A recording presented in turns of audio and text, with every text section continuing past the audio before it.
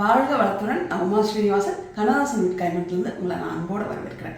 இன்றைக்கி நம்ம பார்க்க போகிறது சமையல் தான். ஆனால் வந்து எப்பவும் பண்ணுற பாத்திரம் இல்லைங்க, கொஞ்சம் வித்தியாசமாக. இந்த பாத்திரம் வந்து ரொம்ப நல்லா இருக்குன்னு கேள்விப்பட்டேன். இது ப்ரொமோஷன் வீடியோவானா? ஆமாங்க, ப்ரொமோஷன் வீடியோ தான்.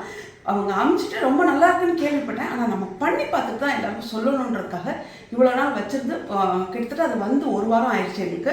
ஆனால் நான் இதை பண்ணி பார்த்துட்டு தான் சொல்லுவேன்னு சொல்லிட்டேன் அவங்ககிட்ட.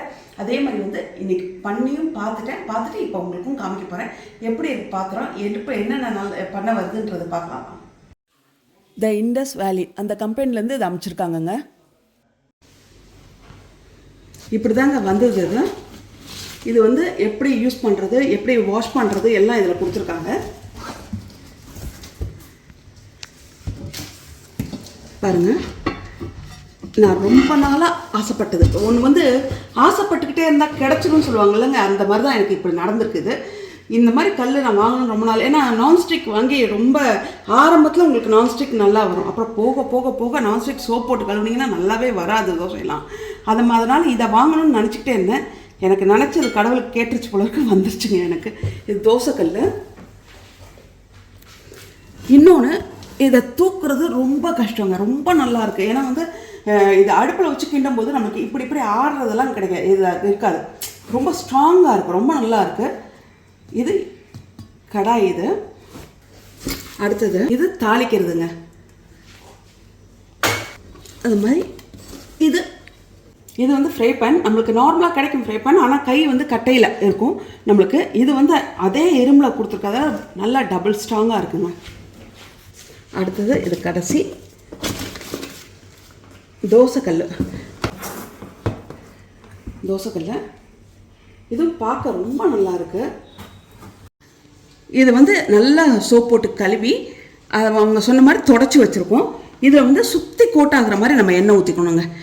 ப்ரஷ் இருந்தால் ப்ரஷ்ஷில் கூட அந்த எண்ணெயை தடவிடலாம் ஃபுல்லாக. இல்லைன்னா எண்ணெயை கொஞ்சமாக இங்கேருந்து ஊற்றிட்டே வந்தீங்கன்னா ஃபுல்லாக கோட்டாயிரும் உங்களுக்கு.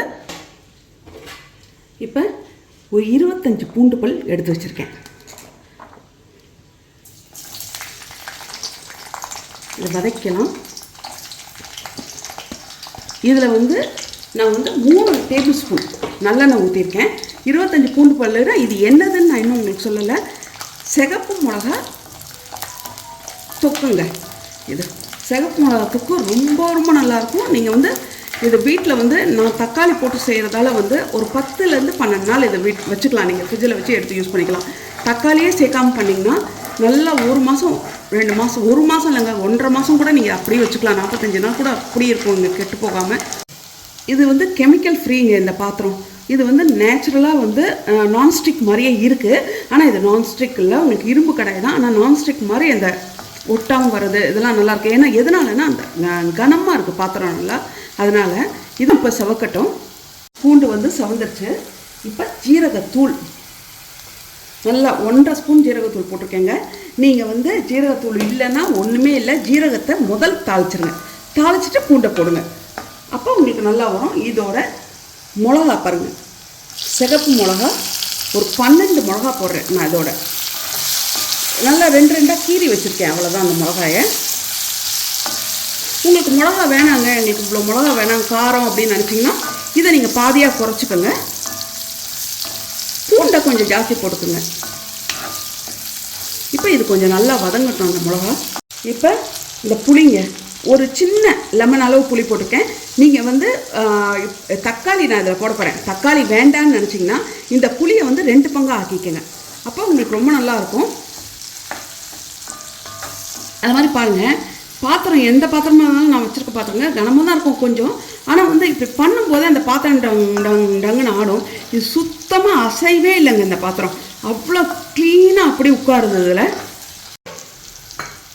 வதக்கணுன்னு இதில் 2 தக்காளி வெட்டி வச்சுருக்கேன், அதையும் போட்டுடலாம். இந்த தக்காளி வேண்டாம்னா நீங்கள் புளியாக சேர்த்துக்கணும், கொஞ்சம் புளி ஜாஸ்தியாகவே சேர்த்துக்கணுங்க, அப்போ தான் நல்லாயிருக்கும். இப்போ இது நல்லா குழையிற அளவுக்கு இது நல்லா வதங்கிட்டு இதுக்கு உப்பு போட்டுடலாம். இதுக்கு தேவையான அளவு உப்பு போட்டுடலாம். இன்னொன்று, மிளகாயை நீங்கள் ஜாஸ்தி பண்ணிங்கனாலும் ரொம்ப நல்லாயிருக்கும். காரம் ரொம்ப பிடிக்கிறவங்களுக்கு மிளகாயை ஜாஸ்தி பண்ணிக்கிட்டிங்கன்னா ரொம்ப நல்லாயிருக்கும். இது என்னென்னத்துக்கு ஆகுன்றது சொல்கிறேங்க. இது தோசைக்கு லைட்டாக மேலாக தடவி தோசையை மடிச்சுட்டு கொடுத்தீங்கன்னா சாப்பிட அவ்வளோ நல்லாயிருக்கும். சப்பாத்திக்கு லைட்டாக தடவி கொடுத்தீங்கன்னா நல்லாயிருக்கும். இல்லை தொட்டும் சாப்பிட்லாம். தடவி தான் கொடுக்கணும், இல்லை தொட்டும் சாப்பிட்டுக்கலாம். அதே சமயத்தில் இது உள்ள ஃப்ரிட்ஜில் இருந்ததுன்னா காலையில் என்ன சாப்பாடு கட்டுறதுன்ற ஒரு நினைப்பே வேண்டாம். ஏன்னா வந்து சாதம் சூடாக வடித்து இதை கொஞ்சம் போட்டு இந்த தொக்கை நல்லா கிளறிட்டிங்கன்னா அவ்வளோ ருசியாக இருக்கும் அந்த சாதம். நீங்கள் கொண்டு போய் ஆஃபீஸில் சாப்பிடும்போது ஊறி வேறு போயிருக்குமா, உங்களுக்கு நல்லா காரசாரமாக நல்லா ரொம்ப நல்லாயிருக்கும் இந்த தொக்கு. இப்போ பாருங்கள், தக்காளி நல்லா குழஞ்சிருச்சு. இந்த மிளகா மட்டும்தான் உங்களுக்கு தெரியும். பூண்டும் பாருங்கள், இப்படி நச்சிங்கன்னா குழஞ்சிரும். இப்போ பூண்டு குழஞ்சிரும். அப்படி பூண்டு அந்த மாதிரி தான் இருக்கும். இதை வந்து நல்லா ஆற வச்சு மிக்சியில் அரைச்சி எடுத்துக்கலாம். முதல் இது வந்து பாருங்கள் அரைச்சி எடுத்து வச்சுட்டேன். நான் இப்போ வதக்கின பாத்திரத்துலேயே இதை போட்டேன், அரைச்சி எடுத்துகிட்டு. இப்போ தாளிக்கிறது எதுவுமே கிடையாதுங்க. வெறும் நல்லெண்ணெய் ஊற்றி அதை ஊற்றலாம். கடுகு வேணுனாலும் போட்டுக்கலாம். நான் ஆனால் கடுகு போட மாட்டேன். இது வந்து கடுகு போடணுன்னாலும் போட்டுக்கலாங்க. ஏன்னா கடுகு கூட வாயில் படுன்றதால நான் கடுகு கூட இதில் போட மாட்டேன். இது அப்படி நல்லெண்ணெய் தான். இது நல்லெண்ணெய் தான் யூஸ் பண்ணோம். நல்லெண்ணெயை காய்ச்சி அதில் ஊற்றி கிண்டி எடுத்துடுவேன். இதை வந்து கட்டாயம் வந்து 15 நாளைக்கு மேலே வச்சுக்கலாம் நீங்கள் இதை. அப்படி இல்லை எனக்கு தக்காளியே போட வேணாம்னு நினச்சிங்கன்னா போடாமல் புளியை மட்டும் போட்டு அது 1.5 மாதம் வச்சுக்கலாங்க. 45 நாளைக்கு மேலே வச்சுக்கலாம். அது இப்போ நல்லா எண்ணெய் காஞ்சிருச்சு. இதில் கொஞ்சம் கொஞ்சமாக தான் ஊற்றி நான் அதை கிளற போகிறேன். இது இழுத்துரும் பாருங்கள் எண்ணெயை ஒரு நிமிஷத்தில். ஏன்னா வந்து கட்டாயம் ஒரு 6லேருந்து 7 டேபிள் ஸ்பூன் வேணும் உங்களுக்கு நல்லெண்ணெய் இப்போவும் வதக்கிறதுக்கு. நான் ரொம்ப நாள் வச்சுக்க போகிறோன்னு சொல்கிறோம்ல, அதனாலங்க அது அவ்வளோ நல்லெண்ணெய் இல்லை. நீங்கள் அன்றைக்கே யூஸ் பண்ணுறீங்கன்னா கொஞ்சமாக நல்லெண்ணெய் ஊற்றி நீங்கள் தாளித்து வதக்கிறதுக்கும் கொஞ்சமாக நல்லெண்ணெய் ஊற்றலாம். இந்த மாதிரி கிண்டுறதுக்கும் கொஞ்சமாக நல்லெண்ணெய் ஊற்றி நீங்கள் வச்சுக்கலாம். இப்போ இதை நல்லா கொஞ்சம் நேரம் கிண்டணும். இது வந்து நல்லா எண்ணெய் மேலே வந்து அப்படி சுருள்ற அளவுக்கு இது வந்து எண்ணெய் நல்லா மேலே வரணுங்க. நல்லா சுருண்டுறணும், கலரே மாறி போயிடும். அந்த மிளகா பார்த்தீங்களா, அந்த மிளகா கலருக்கு வந்துடும். அந்த அளவுக்கு இதை நம்ம சுருளை கிண்டிக்கலாம். இப்போ பாருங்கள், இது எண்ணெய் மேலே வந்துருச்சு. அந்த அந்த மிளகா காமிச்சல்ல, அந்த மிளகா கலருக்கே வந்துடுங்க. ரொம்ப நல்லாயிருக்கும். இதுவே வந்து ஒரே நாளில் சாப்பிட்ணுன்னா ஒரு 15 பேர்கிட்ட தோசைக்கு வச்சு சாப்பிட்லாம். ஏன்னா அவ்வளோ நல்லாயிருக்கும். காரமாக லைட்டாக தடவி கொடுத்தீங்கன்னாவே போதும். இப்போ இதை ஆஃப் பண்ணிடலாம்.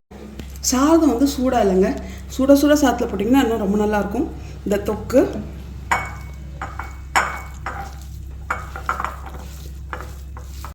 இந்த தொக்கு வந்து லைட்டாக போட்டுக்கிட்டிங்கனாவே நல்லாயிருக்கும். நான் கொஞ்சம் ஜாஸ்தி போட்டுப்பேன், நல்லா காரசாரமாக சாப்பிட்றதுக்கு. அவ்வளோதான். இதில் எந்த பொருளும் ரொம்ப தேவைப்படாதுங்க உங்களுக்கு. டக்குன்னு பண்ணி உள்ள ஃப்ரிட்ஜில் தள்ளிட்டிங்கன்னா எப்போ வேணாலும் உங்களுக்கு ஆபத் பாந்தவன்னு சொல்லுவாங்கள்ல, அந்த மாதிரி எடுத்துக்கலாங்க. எப்போ வேணாலும் எடுத்துக்கலாம். அவ்வளோ நல்லாயிருக்கும் இந்த சாதம். அது மாதிரி இந்த சட்டியை பற்றியும் ஒன்று சொல்லணும். சீக்கிரம் பிடிக்கவே இல்லைங்க, அடி பிடிக்கவே இல்லை. நம்ம விட்டுட்டு நான் போய் உட்காந்துட்டேன் ஒரு 5 நிமிஷம். உட்காந்தா கூட வந்து கிண்ணனா அப்படியே தான் இருந்தது. அடி பிடிக்காமல் நல்லா வதங்குவது. ஈஸியாக சீக்கிரம் வதங்கிடுது, ரொம்ப சீக்கிரம் வதங்கிடுது அது. ஏன்னா வந்து அடி கனமாக இருக்கிறதால ரொம்ப சீக்கிரம் வதங்கிடுது. இதை பற்றி நான் உங்களுக்கு சொல்லிடுறேன். இது வேணும்னா வந்து நீங்கள் டிஸ்கிரிப்ஷன் பாக்ஸில் போனீங்கன்னா இதோட லிங்க் இருக்குது உங்களுக்கு. அது மாதிரி இது கூப்பன் கோட் அதுலேயே இருக்குது. நீங்கள் அதில் போய் நீங்கள் ஆர்டர் பண்ணிங்கன்னா வந்து 12% வந்து உங்களுக்கு டிஸ்கவுண்ட் தராங்க. எங்கள் இந்த இது வீடியோ மூலமாக நீங்கள் ஆர்டர் பண்ணிங்கன்னா 12% உங்களுக்கு டிஸ்கவுண்ட் தராங்க. கூப்பன் கோட் வந்து UMA12 இதாங்க, UMA12 இதுதான் கூப்பன் கோடு. இது நீங்கள் வேணும்னா நீங்கள் அதில் ஆர்டர் பண்ணுங்க. ஆனால் நிஜமாவே ரொம்ப நல்லா இருக்கும்.